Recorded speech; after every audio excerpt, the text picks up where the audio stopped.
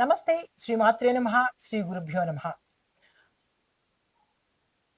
ఇప్పుడు మనకి గ్రహాల సంచారము చాలా విశేషంగా జరుగుతోంది. అయితే మార్చి 15 నుంచి సూర్యుడు మీనరాశిలోకి ప్రవేశం చేస్తుంటాడు. అయితే ఈ గ్రహాల సంచారము ఒక్కొక్క రాశి ఒక్కొక్క సమయం తీసుకుంటుంది రాశిలోకి రావడానికి. ఇప్పుడు సూర్యుడిని కనుక తీసుకున్నట్టయితే సూర్యుడు ప్రతి నెలకు రాశులు మారిపోతూ ఉంటాడు. అంటే 12 రాశుల్ని 12 అంటే ఒక సంవత్సరంలో చుట్టి వస్తాడనమాట. అయితే ఈ మార్చి 15 నుంచి ఒక నెల రోజుల పాటు సూర్యుడు మీనరాశిలోకి ఉండబోతున్నాడు. అది ఎప్పుడు ప్రవేశం జరుగుతోంది అంటే కనుక మార్చి 15 నుంచి ఏప్రిల్ 15 వరకు.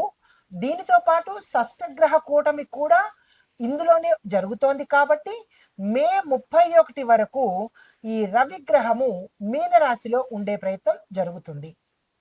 అయితే జ్యోతిష శాస్త్రంలో రవికి విశేషమైన అంటే సూర్యగ్రహానికి విశేషమైన ఫలితము అంటే విశేషమైన విశిష్టత కలిగి ఉంది. ఏమిటి అంటే కనుక సూర్యుడు ఇచ్చే ఫలితాలు ఆరోగ్యము, కీర్తి ప్రతిష్టలు, రాజయోగము, దీంతో పాటు శ్రేయస్సును కూడా ఇవ్వబోతుంటాడు.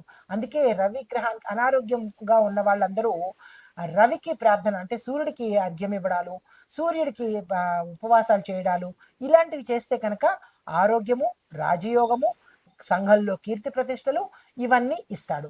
అయితే ఇప్పుడు సూర్యుడు సంచారం చేయడం ఒక శుభ ఫలితాలను ఇస్తే అంటే కొంతమందికి శుభ ఫలితాలను ఇస్తే మరికొంతమందికి మిశ్రమ ఫలితాలను ఇవ్వబోతున్నాడు. అయితే ఈ మార్చి 15వ తారీఖున సూర్యుడు మీనరాశిలోకి రావడంతో పాటుగా అద్భుతమైన ఫలితాలను మేషాది ద్వాదశ రాశుల వారికి ఇస్తున్నాడు. అయితే ఈ ఫలితాలను ఇవ్వడంతో పాటు మనకి షష్టగ్రహ కూటమి యొక్క ఫలితాలు కూడా ఆయా రాశుల్లో ఏ ఏ స్థానంలో ఉండబోతున్నాయి అంటే స్థానాలు మనకి టోటల్గా 12 స్థానాలు ఉంటాయి ఒక్కొక్క రాశి చక్రంలో. ఈ రాశి చక్రంలో 12 స్థానాల్లో రకరకాల గ్రహాలు సంచారం చేస్తూ ఉంటాయి. శుభగ్రహాలు, పాపగ్రహాలు కూడా సంచారం చేస్తూ ఎవరు ఎక్కువ ఇన్ఫ్లుయెన్స్ చేస్తారో అంటే ఎవరి ప్రభావము ఎక్కువగా ఉంటుందో వారు ఆ ఫలితాలను ఇవ్వబోతుంటారు. అయితే ఇప్పుడు మీనరాశిలో మార్చి 15 నుంచి రవి ప్రవేశిస్తున్నాడు కాబట్టి రవి గ్రహానికి ఇన్ఫ్లుయెన్స్ ఎక్కువ ఉంటుంది అంటే ప్రభావం ఎక్కువగా ఉంటుంది కాబట్టి మిగతా గ్రహాల యొక్క ప్రభావము తగ్గించి మీనరాశిలో ఉండేది వారి దగ్గర నుంచి 12 రాశులకు కూడా ఎటువంటి ఫలితాలను ఇస్తాడు అంటే అందరికీ ఓవరాల్గా అధికారాలను ఇస్తాడు, ఆరోగ్యాన్ని ఇస్తాడు, కీర్తి ప్రతిష్టలను ఇస్తాడు, శ్రేయస్సు అంటే క్షేమాన్ని కూడా చూస్తాడు. అయితే ఈ ఫలితాలు ఎక్కువగా 4 రాశుల వాళ్ళకి అంటే 12 రాశులకి ఉంటుంది. కానీ విశేషంగా కొన్ని రాశులకు మాత్రము ఆ ఫలితాలు ఇస్తున్నాడు. ముందుగా ఆ ఫలితాల జాబితాలోకి వెళ్ళే రాశి అయితే ఈ రవి మీన సంక్రమణం అంటే మీనరాశిలోకి ప్రవేశించడం వల్ల 12 రాశుల వారికి గ్రహస్థితి ఎలా ఉండబోతోంది, వారిచ్చే ఫలితాలు ఏమిటి అనేది చూసినట్టయితే ముందుగా ఈ గ్రహస్థితి రవి మీనంలో ప్రవేశించడం వల్ల జలతత్వము ఎందుకంటే మీనము జలతత్వానికి సంబంధించింది కాబట్టి భావోద్వేగాలు ఎక్కువగా ఉంటాయి. ఆధ్యాత్మిక పరంగా వీరికి ఎక్కువ అభిరుచి పెరుగుతుంది. అయితే బుధుడు, శుక్రుడు, శని, కేతు స్థితిని బట్టి వారి యొక్క రాశుల్లో ప్రభావం మారిపోతుంది. అయితే ఈ సమయంలో చంద్రమంగళ యోగము యొక్క ఫలితాలు దీంతో పాటు రాహు, కేతు కూడా మార్గదర్శకము చేస్తారు అంటే మీకు ఒక గైడ్ లాగా మీకు మార్గాన్ని నిర్దేశిస్తారు. తదుపరి రాశి మీనరాశి.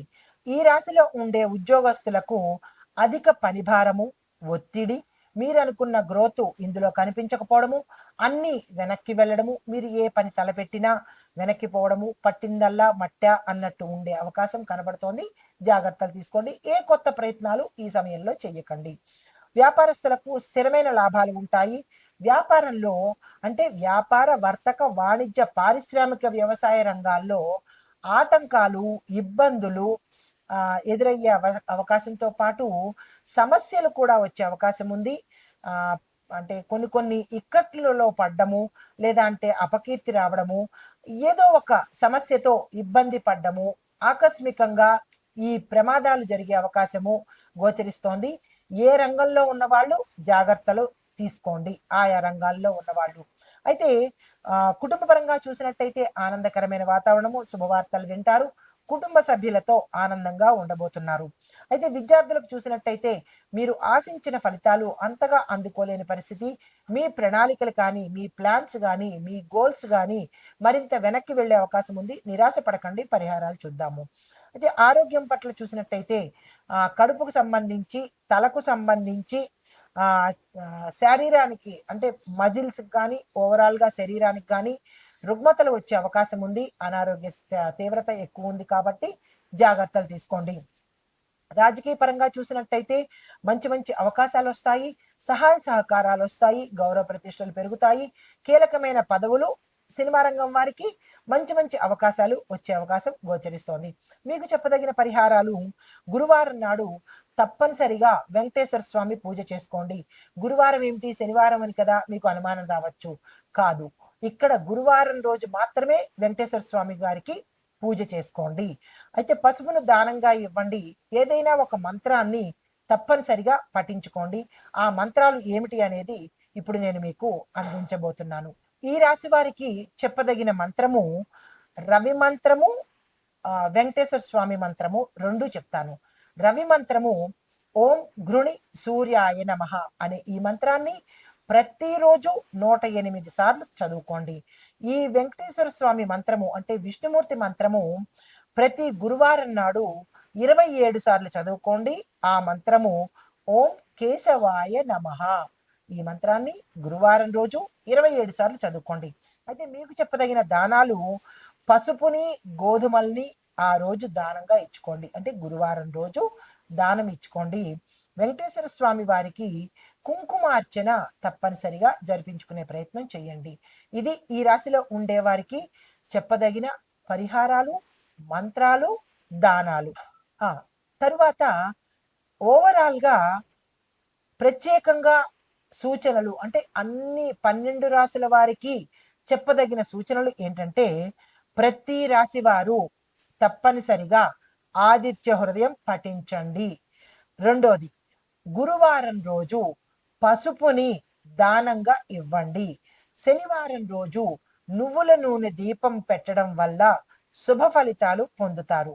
మూడవది, గోసేవ, అన్నదానము, నీళ్లను దానంగా ఇచ్చినట్టయితే మహా ఫలితాన్ని పొందే అవకాశం గోచరిస్తోంది. అయితే ఈ మంత్రాలు, దానాలు పాటించడం ద్వారా మీరు ఈ రవి మీన సంక్రమణంలో విశేషమైన శుభ ఫలితాలను పొందే అవకాశం గోచరిస్తోంది. సర్వేజన సుఖినో భవంతు. నమస్తే.